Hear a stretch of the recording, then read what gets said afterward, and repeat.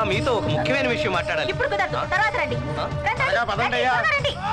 తప్పకండి తప్పకండి. ఏమిటలా శవాన్ని చూసినట్టు చూస్తున్నారు, ఆయన బతికే ఉన్నారు. పదండి అయ్యా, బాబు గారు మంచం మీద ఊకేసేలా ఉన్నారు.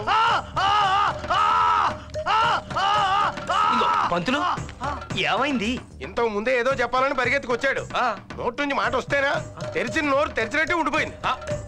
గుండు గుమస్తా నోరు తెరిచి ఏమీ చెప్పలేదన్నమాట. అబ్బా మాట పడిపోయిందా అంటుంటే నోట్లోంచి బోర ఊదినట్టు శబ్దమే తప్ప ఒక్క మాట రావటం లేదు.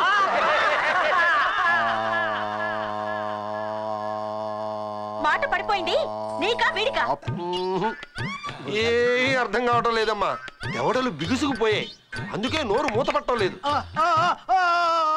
నాకే అర్థం కాలేదు. ఈ పరిస్థితి ఇంకా ఎంతకాలం? చెప్పలేమమ్మా, వారం రోజులు కావచ్చు, నెలలు పట్టొచ్చు, లేకపోతే జీవితాంతం ఇలాగే ఉండొచ్చు.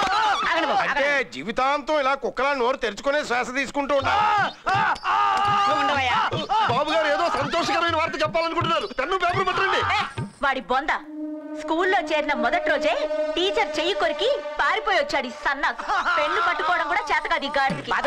ఈ గడ్డి కొంచెం అక్కడ పెట్టుకోండి. అమ్మో, మాట పడిపోవడంతో పాటు పిచ్చి కూడా ఎక్కినట్టు ఉంది. తమ్ముడు తమ్ముడు తమ్ముడు ఆవేశపడకు, ఎంత ఖర్చైనా నీ జబ్బు నేను నయం చేయిస్తాను.